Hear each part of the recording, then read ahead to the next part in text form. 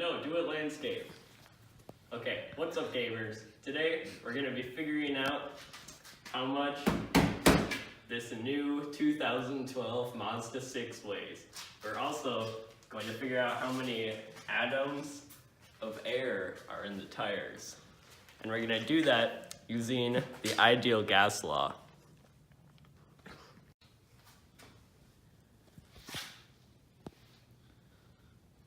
So, to do this project, we're going to be using the ideal gas law, which states that pressure times volume equals the number of moles times a constant times the temperature in Kelvin. So, to do this project, we know the temperature, we know R, we're going to be finding out N, and then we're also... Okay, so V, we're just going to calculate the volume of the tire, you know. And then P, we're going to take up tire pressure gauge and just like stick it in there and, you know, just like, yeah. We can substitute force over area in for P. So in order to find the weight of the car, we need to know the pressure at each of the four tires and the area that each of the four tires have in contact with the ground. We good boy. Okay, so the first step is to figure out how much area of the tire is touching the ground. And I'm going to do it with this here trusty tape measure. So, okay, so to measure it, you just have to like put the tape measure up to it. So first you're going to find the width of the tire. Looks like about 7.5 inches to me, if I am correct. Okay, gonna hand off the tape measure to my main man. Let's go. The next step to figuring out the surface area on the ground is to figure out how much length of the tire is touching the ground. Wow. So we're gonna get down here and measure how much of the tire is on the ground, like laterally. And that turns out to be around 3.3 inches. So, to find the estimated mass of the car, all we have to do is use the equation pressure equals force over area. And we've already figured out the surface area of contact between the tire and the ground. Now all we have to do is figure out the pressure. So all we do is use this tire pressure gauge. We put it on the tire as so. Oh, that's about 30 PSI right there. Wow. 30 PSI. You have to do the pan. Okay, so for our prediction of the car's mass, first we're going to go to Google, here. Google.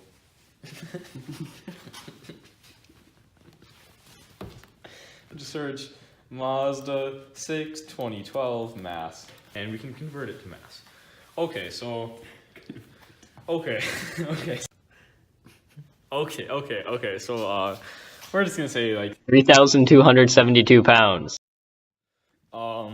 wait here.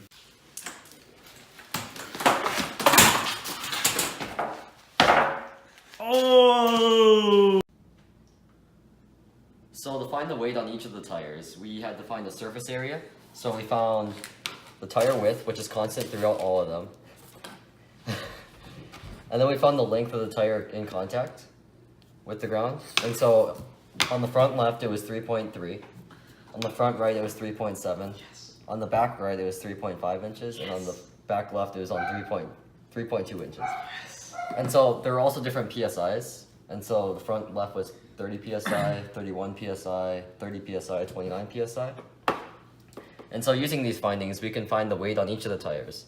So we use the equation pressure equals force over area. And so we find that the area, or the surface area, is equal to the width of the tire times the length. And so it is 7.5 times 3.3. So in this case, it is 24.75 inches squared. And the pressure is 30 PSI. So the force, so we said 30 PSI is equal to the force over 24.75 inches. And so we find that the force is 742.5 pounds. So on the second tire, it's the same equation, and so we find that the force is 860.25 pounds. On the back right tire, we find that the force is 787.5 pounds. On the back left, we find that it's 696 pounds. And so finding the total weight, we just add all the forces together. And so we find that the total weight is 3,085.75 pounds.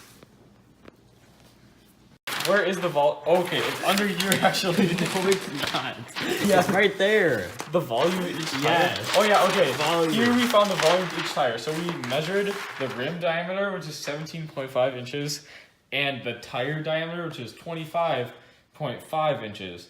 And they all have slightly different diameters, so we solved for them separately. You know how it is. So you basically, you find you use pi r squared times the thickness to find the volume of the entire thing, and then you subtract the volume of the rim. So you did this for all 4 tires. Okay, so we use the equation PV equals NERT. So like basically, since we know the pressure, which we measured with the pressure gauge, we know the volume, which we just calculated in the last one. We're trying to find N, and we know R and T, so you gotta divide by R and T on the opposite side. So then you get PV equal over RT equals N. So we just plugged in all the numbers for all 4 tires To get the number of moles in each tire. Okay, so now that we've used PV equals nRT to find the number of moles in each tire, we can take these number of moles and multiply them by Avocado's number, 6.93. Oh, sorry, it's 6.02 times 10 to the 23rd. So we just multiplied it for each one of these by Avocado's number, and we get these answers. Which are the number of molecules in each tire. You're absolutely right. Okay, gamers, let's wrap this video up. So, for this experiment, we originally estimated the weight of the car to be around 3,272 pounds. And when we went through the equations with force over area and calculating that stuff, our experimental value was about 3,085 pounds. So I mean, overall, that wasn't like too much off our experiment or our estimated value. Like it's within 200 pounds. And with our calculating the number of molecules in each tire, we did like as accurate of volume measurements as we possibly could. So we got a pretty accurate number of moles in each tire measurements. But of course, there's always some possible sources of error. Some of the error in this lab probably came from like slight differences in the temperature of each tire, and also the lack of a precise surface area measurement tool, and like with the tread on the tires that throws off our data. But overall, this was a pretty nice lab. We got very reasonable results. Yeah. Adios.